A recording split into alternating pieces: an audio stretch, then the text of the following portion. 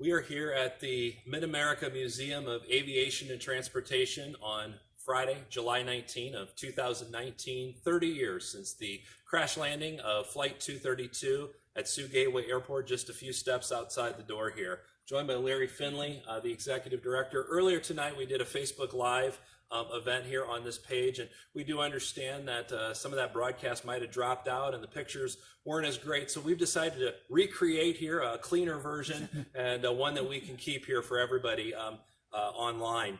Earlier tonight, Susan White in Denver, one of the flight attendants on that flight that day, had a large group at her home, 40, maybe up to 50 people that watched along on that live, and now we hope that we have this clean version so everybody can go back and see that. So, Larry, we're going to start here at the very beginning, an airport disaster drill from October of 1987. Little did one know at that time, oh, how important that was. Very true, Corey. Our disaster services here in Sioux City really took effect after the floods of 1952 and 53 here in Sioux City. A lot of damage and a lot of work to mitigate the suffering of the people here in Sioux City. And that was sort of the start of like Woodbury County Civil Defense, the Sioux City Civil Defense and Rescue, along with the Sioux City Fire Department, the Police Department, and a lot of volunteers. And so we have disaster drills on a regular basis, year after year. Tabletop disasters if we don't have the actual hands-on disaster out in the field. And so all of that training through the 1960s, the 70s, and into the 80s culminated in a disaster drill here at the airport. One of our particular programs was simulating a 200-passenger commercial aircraft crash landing here at Sioux Gateway Airport with 200 passengers on board. So the pictures that you see here are all volunteers with makeup on to simulate the injuries that they have. And then the rescue people, the fire people, the area rescue squads rolled in to assess the injuries, to triage the patients, and to transport them to the hospitals, to give the hospitals and the doctors experience handling a large-scale emergency like this. And so that worked fantastic. We learned so much from that drill. There was only one thing that we didn't learn in that drill, and that was when the actual occurrence happened here 2 years later, we had not taken into consideration during the drill that when you bring in the rescue squads and emergency people from 3 states, you have 3 different radio systems. So there was a communications problem, which has now been solved by STARCOM here. We can let the emergency services people from state to state talk to each other through the STARCOM system, through our comm center here in Sioux City. But the disaster drill was a godsend for the actual event 2 years later. And this disaster drill took place less than 100 yards away from where the actual crash happened 2 years later.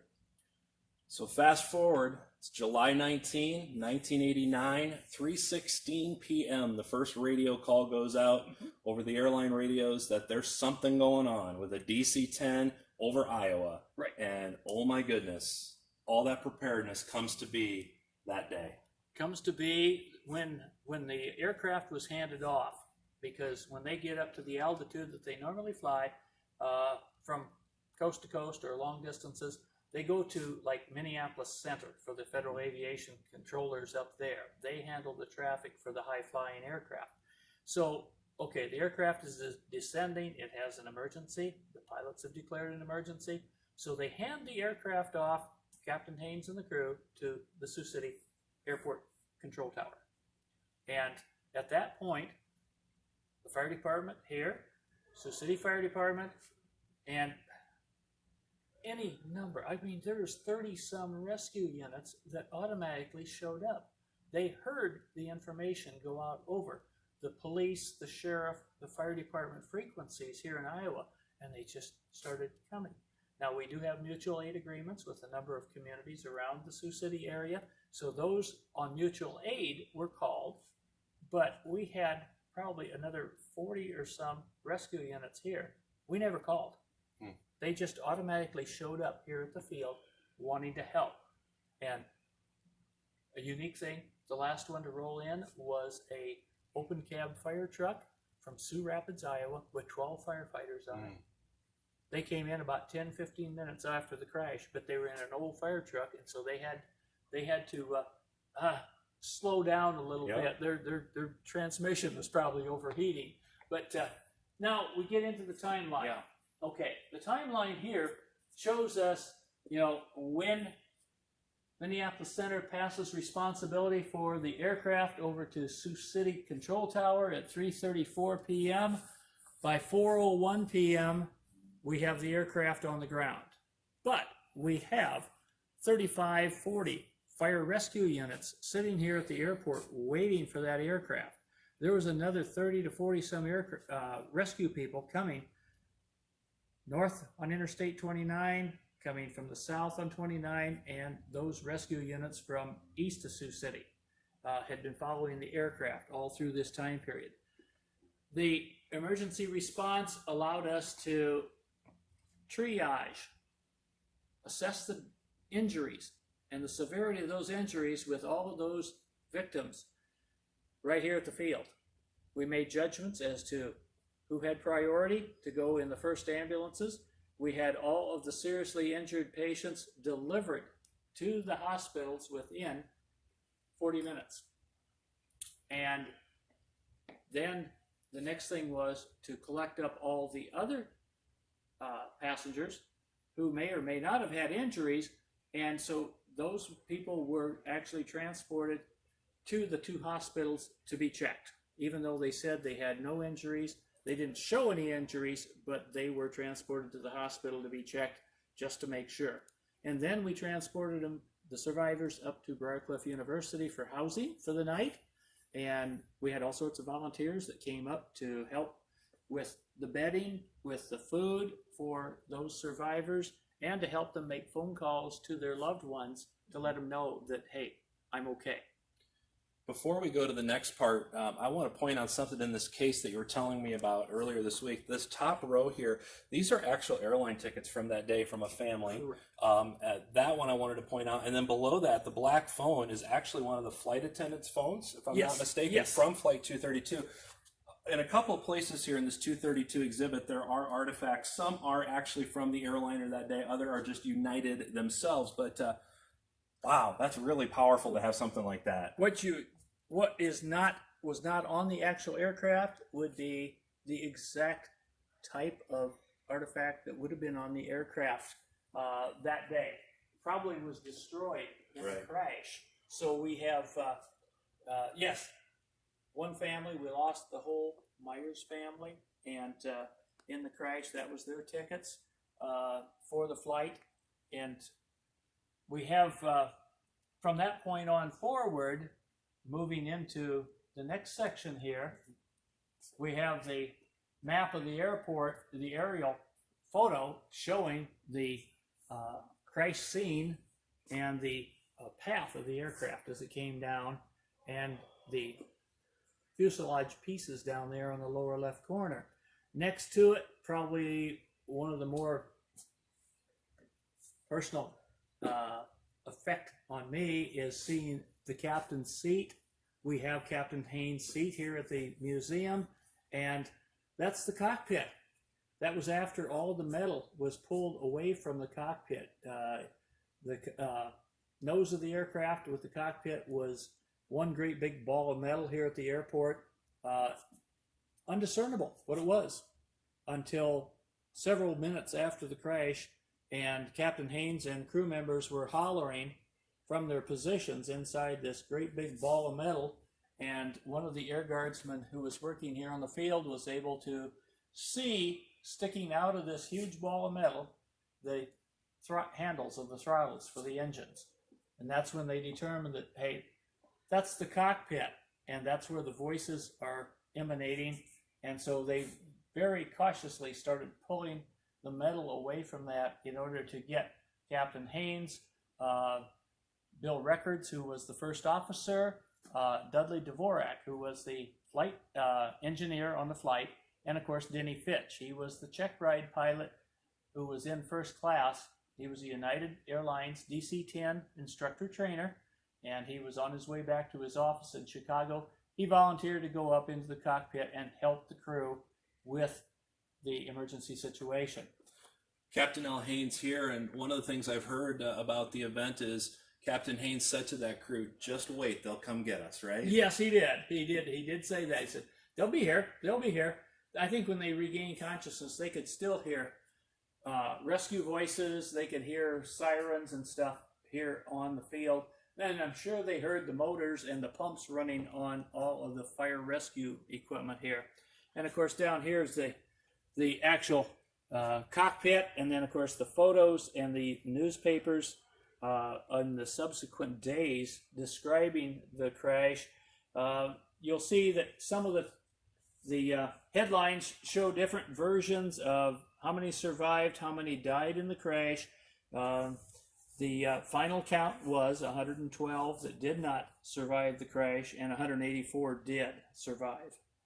That does kind of lead us to the end here, and a couple of other photos that you pointed out that are important to you. One is the response of the South Dakota, Nebraska, Iowa, what we would call our tri-state area. And I mean, look at how many responders came in that day. It's just amazing. It's amazing the fact that so many of these came in, like from Vermilion, which is 50 miles away, Sioux Center, 70 some miles away, Sioux Rapids, Iowa, 80 some miles from Sioux City, and of course Omaha.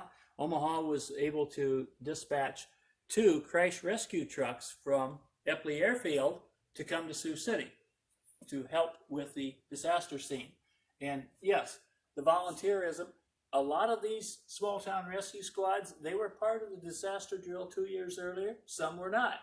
But I said, we actually ended up with 30 some here on the field at the time of the crash. We had another 30 some ambulances that were rolling into Sioux City.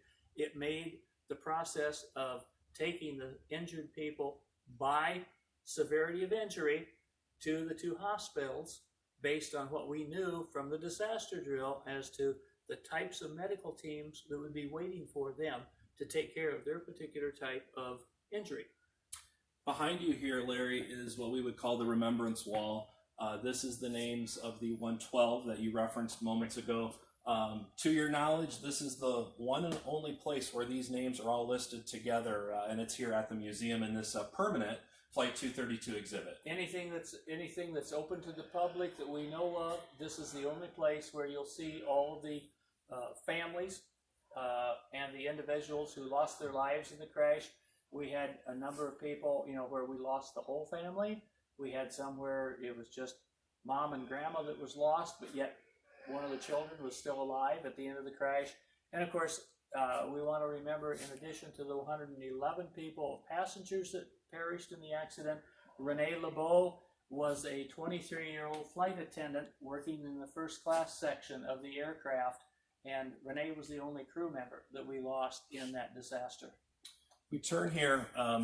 This is really neat. You have seats out of an airplane here that face a screen, and you have 2 videos. One is Dave Nixon, the former news director at KTIV here in town, and then the other one is a disaster preparedness video that was created, and you loop those here in the display. And the Dave Nixon piece especially, wow, to hear him go back. That was actually recorded 5 years ago for the 25th, but to have him go back and recount that he had to grip the desk that day to keep his composure. Yeah. And it sounds, listening to him talking about his emotional response, reminds me a lot of what the air traffic controller who was assigned to handle Flight 232, because at the time that the actual airplane crashed here, they knew there was going to be a loss of life, and Kevin, the air traffic controller, just went to his knees in the air traffic controller in the cab of the air traffic control center. But Captain Al Haynes has said to this day, his calming voice was so important for those minutes we talked about and getting him here, that he never broke down. He just kept him going. He kept him going and kept communicating all the way through. If you listen to what Kevin said from the tower and you listen to Captain Al Haynes, those 2 gentlemen were so calm, and I guess it's probably because of the training that they had for their particular jobs. they kept their cool. They did not let this whole thing rattle them, and if it did rattle them, they didn't show it. Yeah, and absolutely. Of course, the two videos here, each one's about 8 minutes in length, and covers the news director's perspective of the disaster, and then the emergency responders from the Sioux City Fire Department, the crash rescue personnel here at the airport. Bob Hathaway narrates that section. The ambulance service is taken care of on there, and Gary Brown, the disaster services director. 4 different perspectives as far as the response for the community. As we move here kind of back to the entrance of the exhibit, this is on the right as you come in. This is an article that was written about Susan White, of whom that group Right. joined Susan tonight in Denver. Susan was a very young attendant at that time. What did we determine? 25 years old. This is her actual uniform that was given back to you by her mother, that Yes, she found in a correct. closet or something like that? Yes. When Susan recuperated at home after the crash, she went back to her parents' place. The shirt was hung up in the closet, and as you can see, it was never washed. So it has the stains of everything, the dirt and stuff that accumulated on it in the crash here at the airport. And so her mother contacted us and wanted to know if Susan would let it go, would we accept it? And I said, of course we would. And so it was only about a week later, the package arrived from her mother with the shirt in it, and a letter from her mom to our board president, Pam Mickelson, and it was history from that standpoint on. I mean, it was just nothing more than let's frame it, let's put it on display. Earlier this week, Susan reached out to us with a letter that she asked that we read here tonight in Sioux City. This would be Susan's account of that day, and we're going to have that read here while we just continue to show you some inside footage here of the Flight 232 exhibit in Sioux City. So again, this is a letter that Susan White, flight attendant, wrote to reaccount that day 30 years ago, July 19 of 1989. It was the last flight of a 4-day trip for the flight attendants. We were going home to Chicago. The plane was full. We had over 50 children on that day and several lap babies without a seat sitting on their parents' lap. We were finishing up our lunch. We only had a few more rows to serve. It was about 45 minutes into the flight. All of a sudden, there was a loud explosion. It sounded like a bomb had just gone off. My hands were full of extra supplies for the beverage cart. I dropped everything and went down onto the ground to hold on to protect myself. I thought we were having a rapid decompression.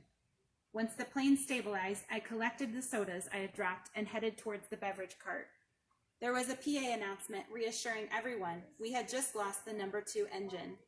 We still had 2 more engines, so we would continue on to Chicago at a lower altitude and be a little late. We finished serving beverages to the last 4 to 6 rows.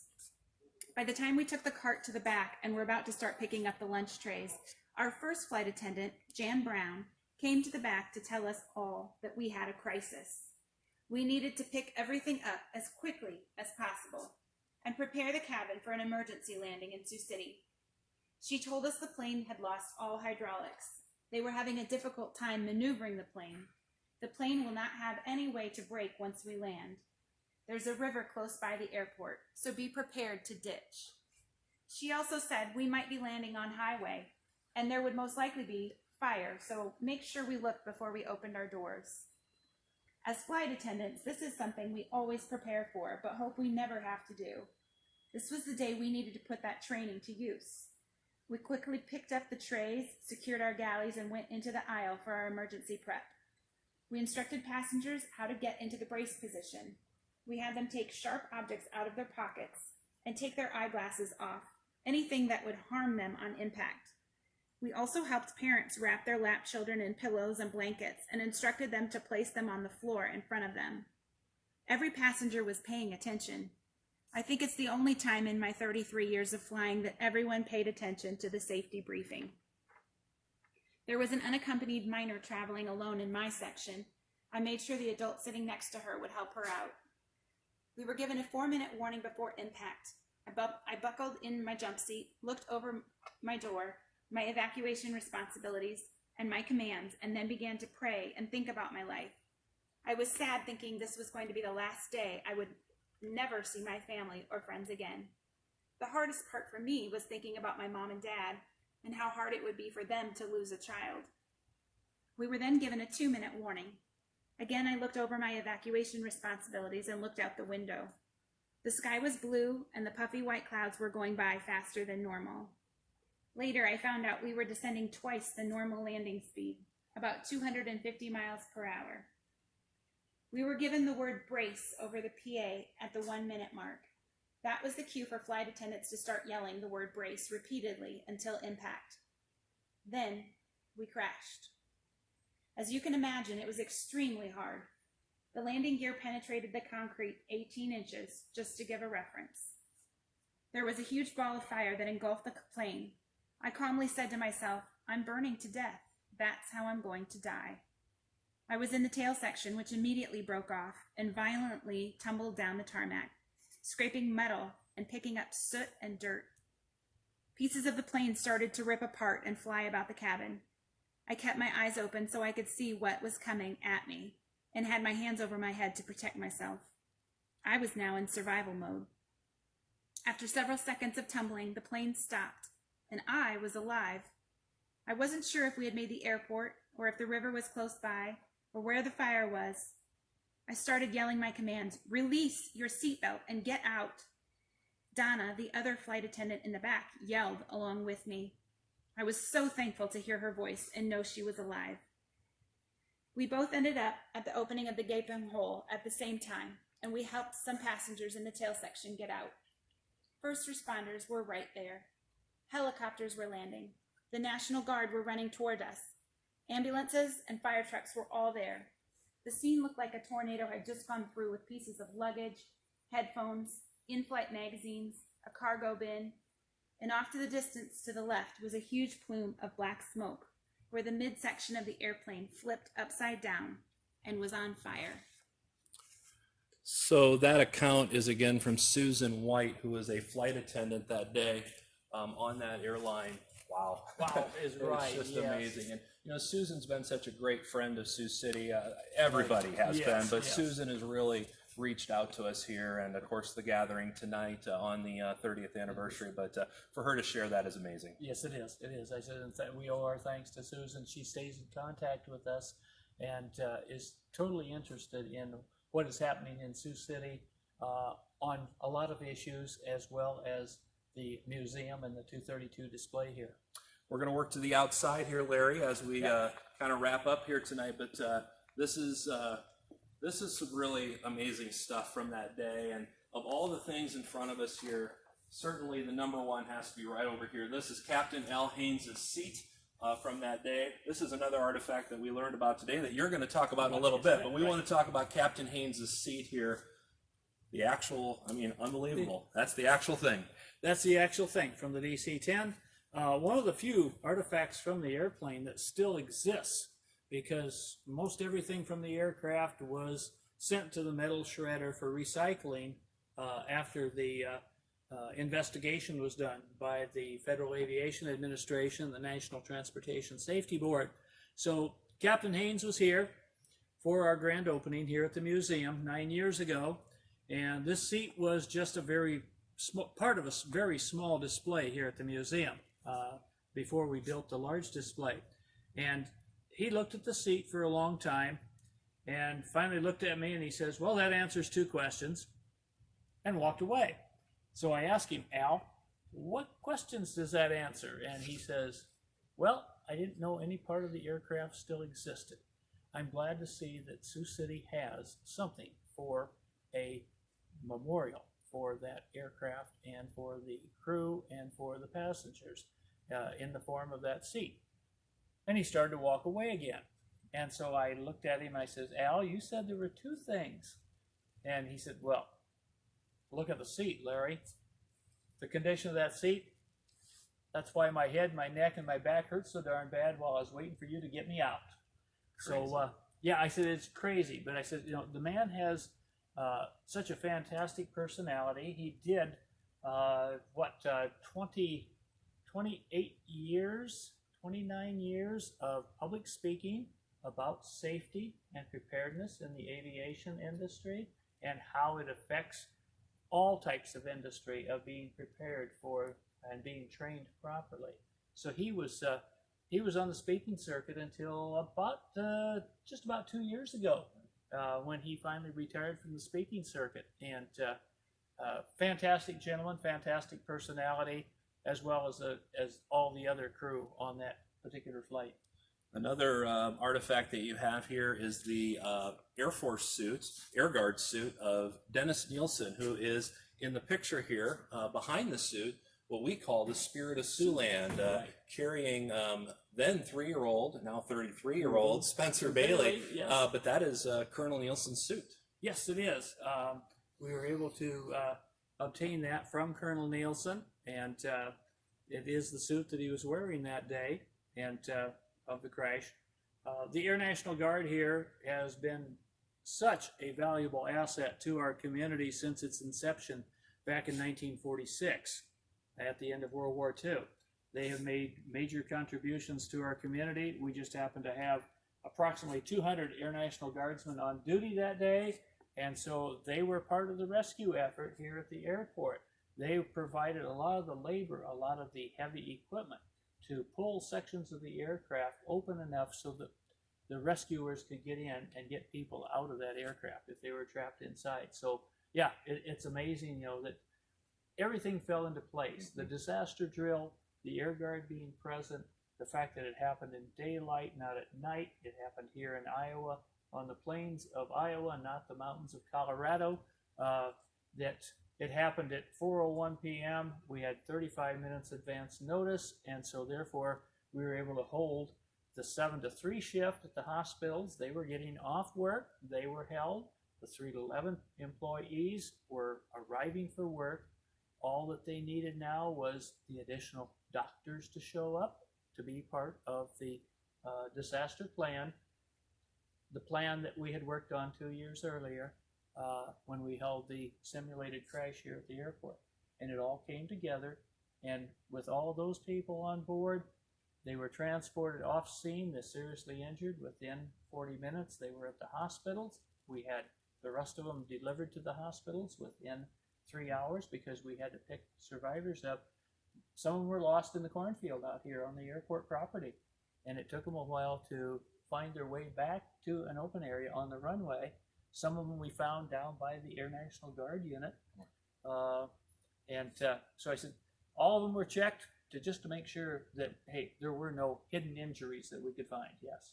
So earlier this week, I came down here to prepare for tonight, and I asked you specifically about Fire Chief Jim Hathaway's suit, the Air Guard Fire Chief, the red suit that everybody has heard, a lot of people have heard about when it comes to Flight 230. He said, well, I've heard about it. I think it's out there. It's not in great shape. And lo and behold, what happens today, Larry? What happens today is Jim Hathaway Jr. walks in the museum during the open house and hands me Red Dog's actual fire chief suit that he wore back at the time of the air crash. He was the fire chief here for the 185th. Jim had served many years on the Sioux City Fire Department, and then he retired from there and came down to the airport to be the fire chief for the Air Guard after he retired from Sioux City.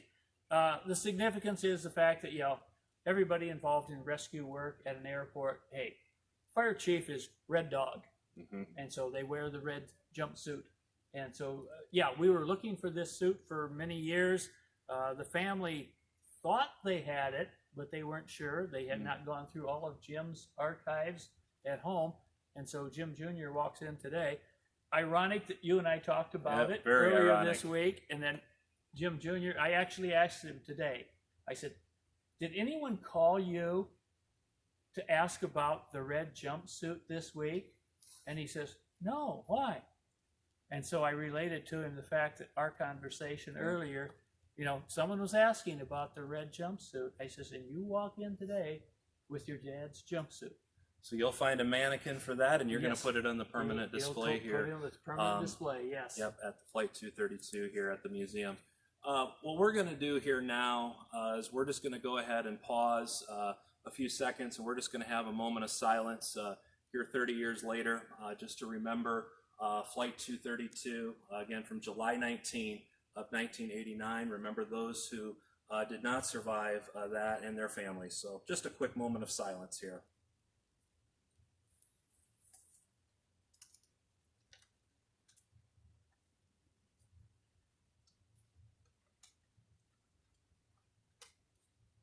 I'm going to close this moment of silence with a prayer. Lord, we remember the 112 lives that were lost and their families who will always have a hole in their hearts. Fill them with your love. Thank you for the heroes that selflessly cared for the injured 30 years ago and for the heroes who walk among us every day. Be with the 184 survivors who question why they are still here. Give them peace. We don't understand so much, but we know that your plan is greater than our depth of understanding. Thank you for the people that you have placed in our lives to celebrate the happy times and to help us through the hard times. We ask that you wrap us with your infinite love and care today and every day. Amen. Larry, I'm going to turn back to you here as we close down the broadcast. Just some final thoughts here 30 years later. July 19 comes around every year, and this is such a date in Sioux City, Siouxland history. What crosses your mind on a day like today? Crosses my mind is what my participation was at that time, 30 years ago. The fact that the interest is still so high. We don't go through a week without having at least one visitor here in the museum that asks about 232. And today we had in excess of 550 people here that signed our guest book. So we know that there's quite a few more. And so there is an interest there. And we hope that there is a continued appreciation not only for life, but also for being volunteers, supporting our emergency services people in everything that they do, because we have to remember they put their life on the line for us every day when they put their uniforms on. And so therefore we need to show respect for them and also remember what those volunteers and those paid staff members did 30 years ago today. We never know when there's going to be another need for the compassion, for the involvement that the Siouxland community showed 30 years ago. So we hope from our museum standpoint that people will remember to say thank you to the emergency services people, to the volunteers in their small community that responded, and possibly even consider a career in the emergency medical field or for law enforcement. Larry, appreciate it. This has been Larry Finley, the Executive Director here of the Mid-America Museum of Aviation and Transportation. It's located just off the grounds of Sioux Gateway Airport, Brigadier General Bud Day Field here in Sioux City. And this has been the 30th anniversary here, July 19 of Flight 232. As we said at the 25th, formally Sioux City will probably not do anything as far as a get-together on this, but this year, the 30th, we decided to take this approach through social media and just share. And Susan White, thank you for your group joining tonight. For those that joined on Facebook tonight, thank you. And we just appreciate each and every one of you. So this is Corey Westra, again, with Larry Finley. Thanks, Corey. And we wish you a very pleasant good evening from Sioux City, Iowa.